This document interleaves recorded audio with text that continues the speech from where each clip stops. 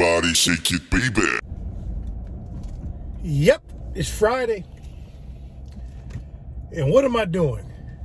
Running errands. So we're taking the truck today to get decaled. It's a gentleman, I'm gonna introduce you to him. He I can't talk. Let me get my coffee flowing. He actually does all of my equipment, truck and buses. So we're going to get the truck decaled and also go get an iPass. It's been interesting all week because it's been a difficult time getting the truck onboarded to Landstar because Landstar's system has been down the last few days, meaning the system that scans in documents and things of that nature has been down. So me and the incredible gentleman that's gonna be working with me, they had to put us in as teams. So with that, I was getting a lot of phone calls from agents. Hey, I got a load, picks up in Des Plaines, Illinois, going to Vegas 2 days, looking for a team. And I'm like, I'm not a team, I'm sorry. But it was just interesting. Excuse all the noise in the background. I got trains heading in both directions. Yeah, so dealing with that, getting that done. I think we finally got it done. The truck will be officially onboarded to Landstar today. We have the ELD, which I'm going to install today because this truck already had an ELD system in it already, Omnittrac. So just basically plug and play to a point. I hope I'll find out shortly. But yeah, that's what I'm doing now. And then I also got to get an iPass. Excuse me, goodness gracious. Getting that set up. So, few errands. We're expecting to have the truck put on and under a load by, next Wednesday after the holiday.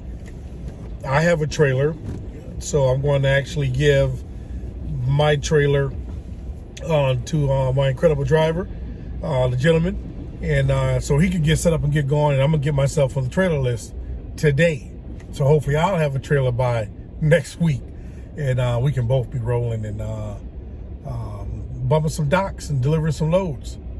It's fun. I'm excited about this venture of being a fleet owner on the truck side of transportation. It's interesting on the bus side. It is topsy-turvy, constant up and down, a lot going on. But the trucking side, I'm excited to see what that tails. What is the adventures, the ups and downs of that. I believe when you have a really good, excited, solid driver, that makes life a lot simpler in the trucking business. So I'm excited about that prospect. And this is something that I really, really want to invest a lot of time in. Being a fleet owner, growing a fleet. I don't want a humongous fleet, but a handful of trucks to move about, and I believe that I'm able to do that at Landstar, building a fleet, growing a fleet at Landstar. I really believe I can do it. I can do it there. So let's sit back and watch the show. But let's go and get this truck decaled and see how sexy it can look with that purple and green. That's my wife's favorite color and my son's favorite color. Wife's purple, son is green. So let's do it, y'all. All right, let's get this baby fired up. She look good, don't she, y'all? We washed her the other day. Shines up pretty nice. All right, okay. She got great potential. Let's get in here and get this baby started.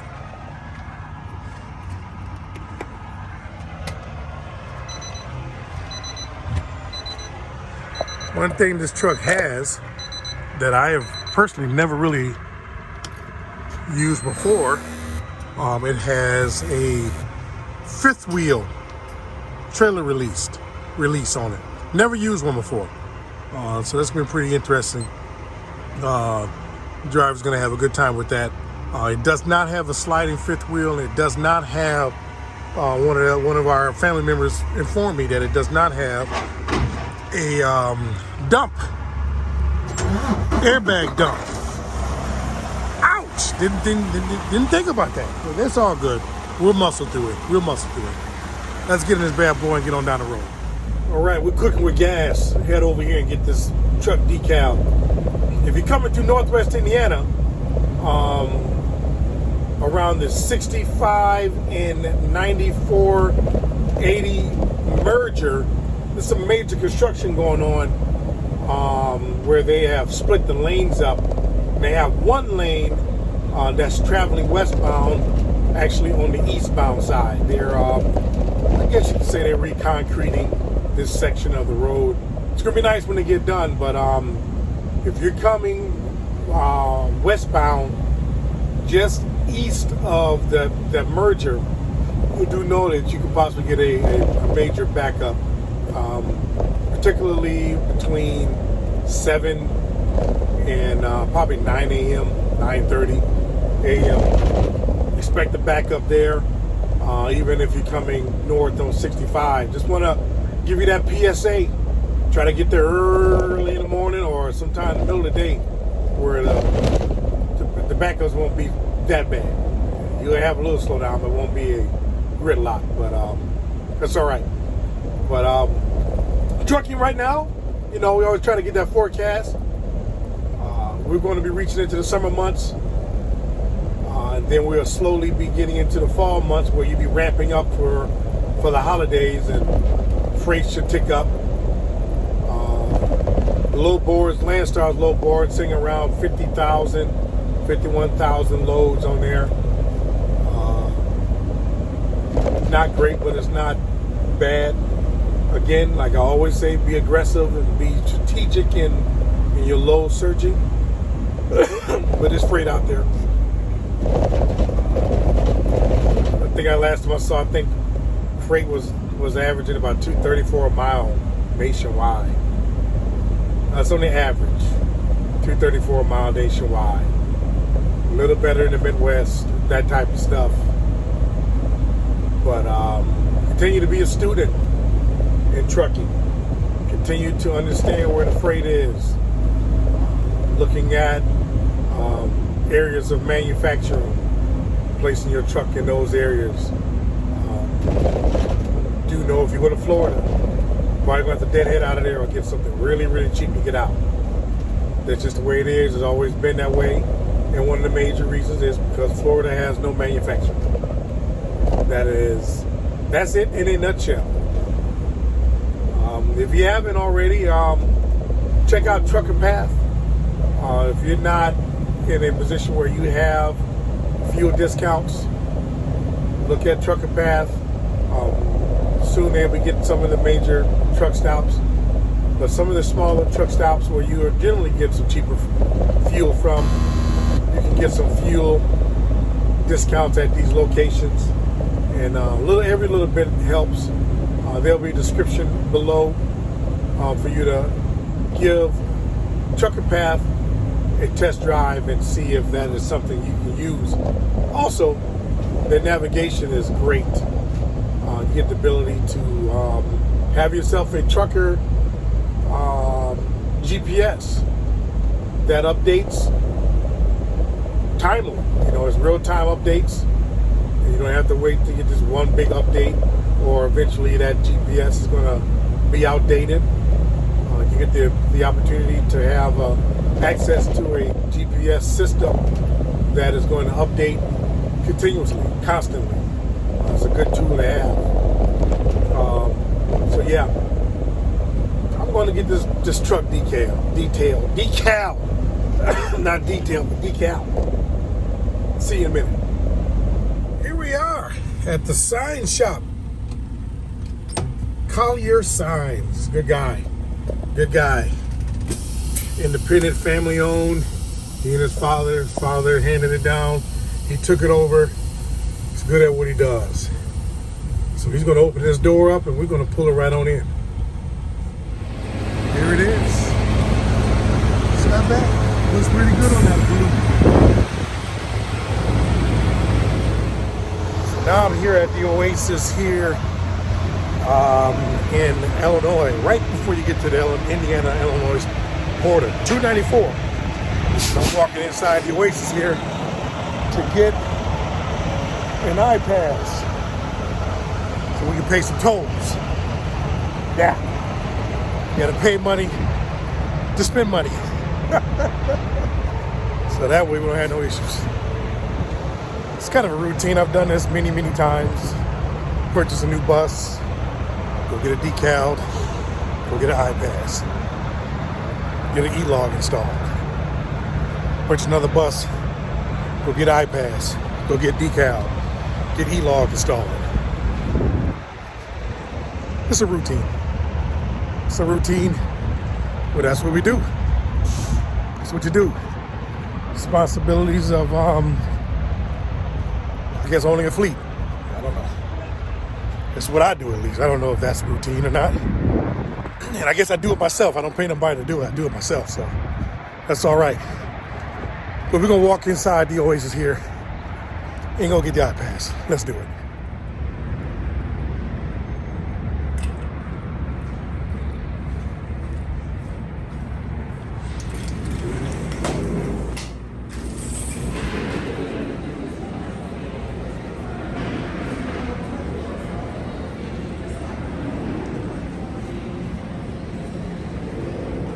When you're trying to do right with your dieting and eating, and you go into a place and all you smell is good food, it's like, get out of here. Well, I got my iPass and I'm ready to go. I'm gonna find my truck. There it is over there. But we're good, y'all.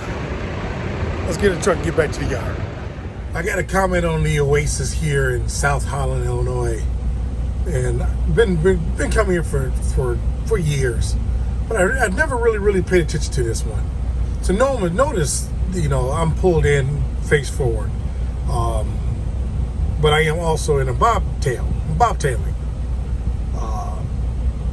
You're literally at the mercy. I mean, once you pull in here with a 53-foot trailer or flatbed or whatever it is that you're pulling, you're in here until the truck ahead of you leaves, unless you can figure out a way to back up out this bad boy. You're stuck.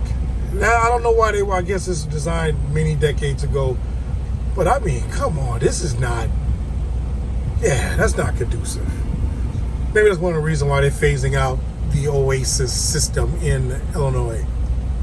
There's only 3 left. At one time, I think there was 6 or 7, maybe 8, but there's only 3 left here in the great state of Illinois. So yeah, I just thought I'd comment on that. So do know, if you come to South Holland, if you don't got a front space so where you can just pull out, you're gonna be here a little while until the other truck leaves. Be advised. Let's go. I gotta be a little technical. Gonna install the e-log. But I'm making it sound like I'm gonna do something really hard. At least I hope I'm not doing something really hard. This is way above my, I ain't gonna say pay grade, my knowledge capacity. Certain things I don't want to dab into because I don't want to mess nothing up. However, fortunately, this truck already had an e-log installed in it already, which happened to be the same brand, according to the bracket, Omnittrac. So I'm assuming it's going to just be plug and play. Should be. But I got extra harnesses and stuff like that in case I need them in the future, which is pretty nice since we bought them. And got the sticker to put on the side of the truck, because I believe that is actually the law. So let's do that. Let's see what happens here. Box it comes in. Actually a full box. Look, you can get the brand on it. Omnittrac. Alright. Omnittrac. I've liked this so far. I haven't had any issues with it in my in the other truck. It's the card that we have. Keep that in the truck for directions. And you also give this to, I'm assuming this is what you would give to the Department of Transportation in the event you pulled over. so they can have the directions on how to access your information. I believe that is another law. Let me know if I'm wrong, but I believe it is. Right here it is. A brand new Omnittrac E-Log. Brand new. I own one already. We'll own this one soon. Gotta make payments on it. Not bad. It costs about $660, somewhere in the neighborhood. It's not bad. Alrighty, so I have the E-Log itself. I'll show you this because there was already a bracket in the truck. So we will basically pop this bracket off of it. Here it is. I've actually considered going Omnittracs in my trucks. I've actually considered it, but something else to think about down the line. So, yeah. So it was explained to me that I need to unscrew these screws in the back to get to where the harness is, and plug this harness basically in there. So let's see what happens. I'm gonna get to it. See what my glasses on. I'm getting up there. Gotta wear reading glasses. I progressed doing my 40s. Here I am, 50, and I'm wearing reading glasses. One of the things that I'm seeing a lot more now is the star nuts, as opposed to your regular Phillips flatheads. I guess it'll strip out, I guess. So thank God I brought my set with me. I just had a good feeling. And I hope it fits. Yeah, it's going to fit. I got some smaller ones here. Some smaller star nuts. Star screws, I guess. I'm not sure what you call them. But we're going to, voila. This one fit.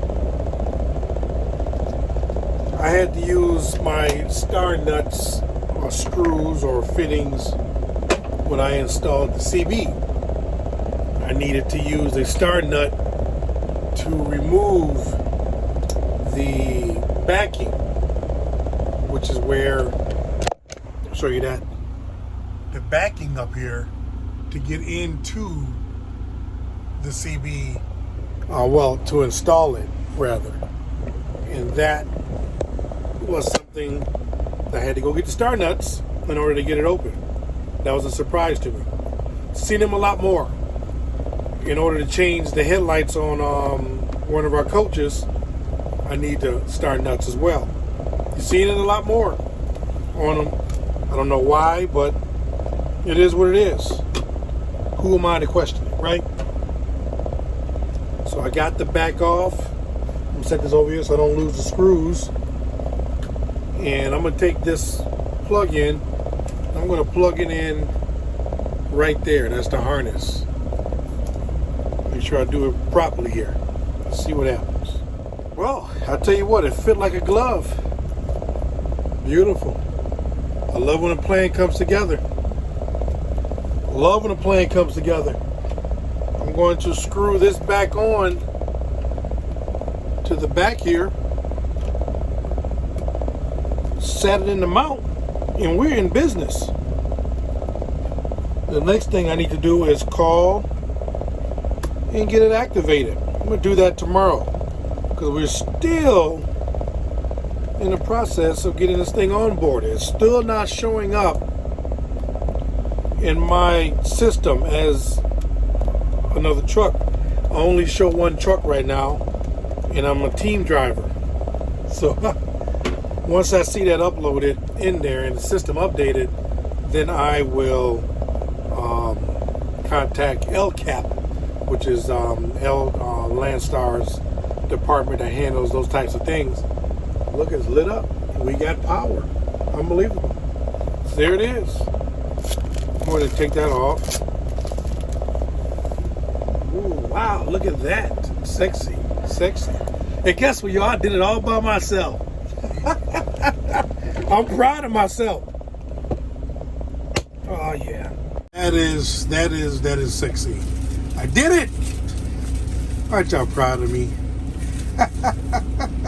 We did it. It's all done. Put these wires somewhere. A lot of wires. Tuck them. I'll tuck them under. I guess it's supposed to be there in case you want to sit in your sleeper and update your information. I guess. Let's see. It's all right. I was kind of wondering why this was. Yeah.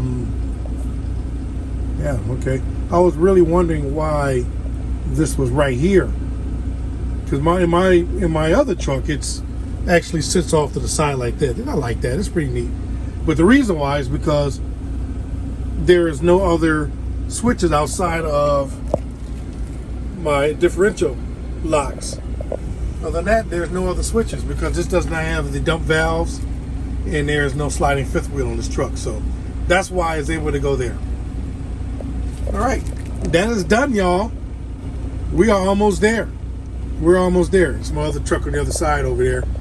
We're going to pull the trailer off of that truck and put it on here, and then I'm going to get it on the trailer list.